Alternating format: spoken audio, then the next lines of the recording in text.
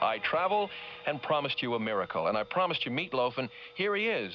A question that you've been asked millions of times by interviewers, I suppose, around the world, around Europe, maybe in this last trip. I mean, how do I address you? Meatloaf, is that a name? I mean, do people call you Meat or okay, Mr. Loaf? First of all, let me explain to you this. Meatloaf didn't come about from a show business.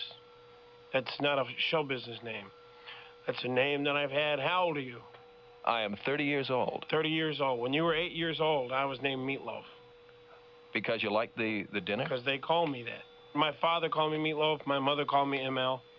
And no record company executive thought it up. It's just a name that stuck. It's not any difference. And once you're around me for about 10 or 15 minutes, and you call me Meat, it's not any different than calling you Kid or him Bill or James or John. It's, yeah. You know, it's no big thing. So people address you, perhaps in the formal sense, as Mr. Loaf, then? No, people in the band call me Meat. I mean, Meat, you know, and I respond. And it's just like a first name. All right, Meatloaf. When did you start performing? I mean, your show and videos that we see are... I started in about 1962 in a folk act. Folk music? Yeah, well, I started doing early Dylan, stuff like that. Before Dylan, anybody knew who Dylan was. And then in 66, I got to put my first rock and roll band together in California. And opened to an English band. In fact, the first band I ever opened to was Them. Van Morrison had already left them, but they had the hit Gloria. And it was in 66 in Huntington Beach, California. And I've been doing rock and roll ever since then.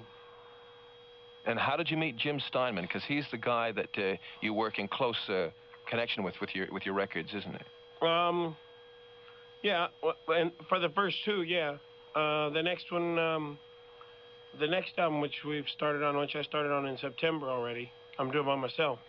Jimmy and I, we met, I actually auditioned for a play, you know, called More Than You Deserve, which is one of the songs on Dead Ringer. I don't know, we became good friends, and he was a real good writer. I was writing some before that, but I said, why should I write when this guy can write? And I'll just do this part of it, you know. So I got in the driver's seat and I started to drive, and he rode shotgun, you know. And is he not writing now for you then?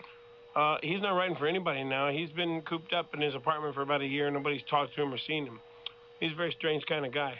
All right, well, tonight I've asked you to choose 3 of your favorite Meatloaf tracks. The first one that you wanted to hear was I'll Kill You If You Don't Come Back. Now, what is the significance of this? Why is this a favorite of your numbers? Well, that's the epitome of everything. You can get so mad at somebody, are so mad at something, are so angry or so upset, but at the same time, you can't live without it. And that's an emotion, it's one of the emotions that everyone goes through. And to me, that song, it's like, get out of here, just get out, but I'll kill you if you don't come back. You know, I mean, it's like, you know, you're so frustrated, but you can't live without that or the person or whatever. All right, this is Meatloaf, then more words and music from the man a little bit later. The first of our 3 of the best. Meatloaf and I'll Kill You If You Don't Come Back. And that's our first of 3 of the best. And a couple more chosen by Meet the Man a little later. Feature 3 of the best from Meatloaf, and it's Meatloaf's own choice. Earlier I remarked that he was looking a little bit tired, perhaps not as dynamic as we see on Top of the Pops. But there's good reason for that, because since the 1st of April, you've been touring around Europe.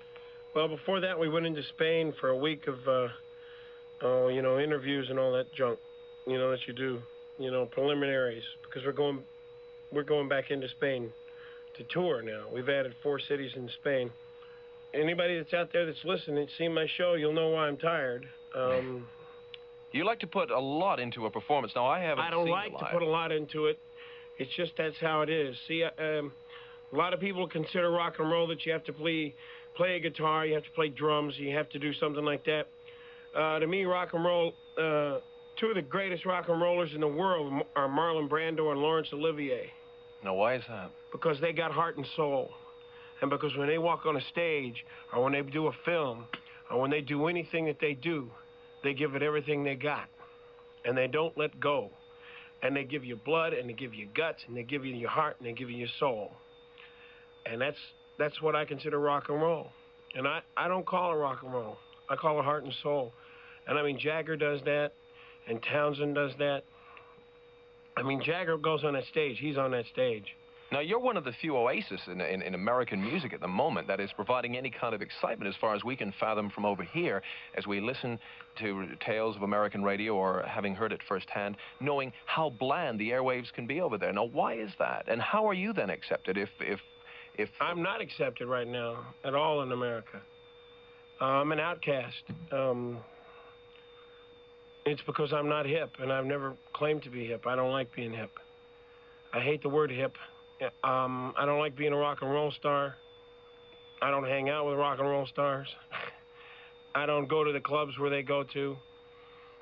Well, what is it about, say, rock and roll, the other definition of rock and roll, the accepted one, that you don't like? What is it about not going to clubs or not mixing or deliberately not being stylish? Well, I'll tell you, I lost a good friend of mine, and I never spoke up about it before, but I speak up about it now. I lost a good friend of mine about 3 weeks ago.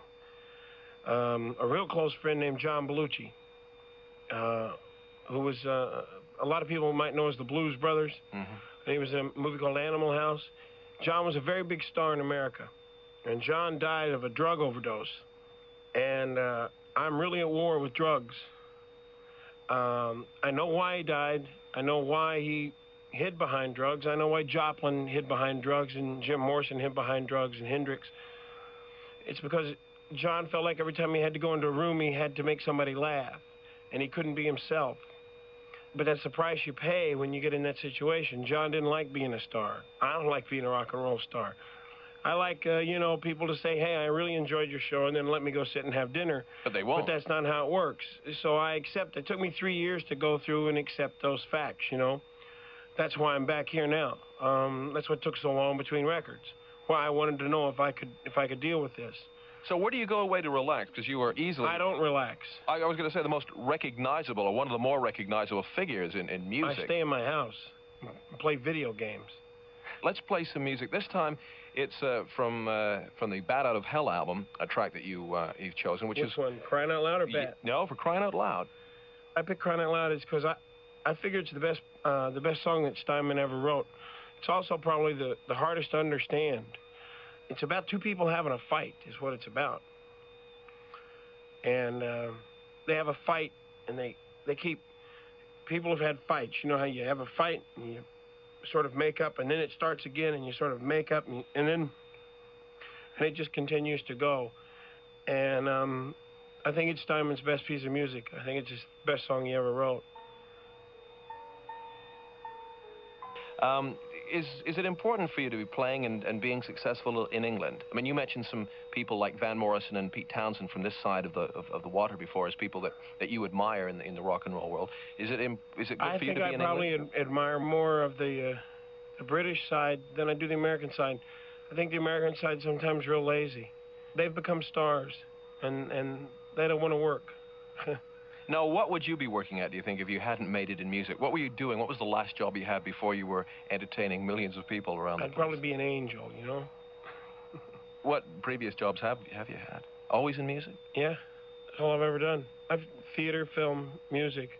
It's all the same to me. I explained Heart and Soul a while ago. If I'm doing a theater piece, it's no different than walking on the stage at Wembley with an electric guitar or walking on the stage and doing Shakespeare to me, because it all comes from the same place. It comes from your soul.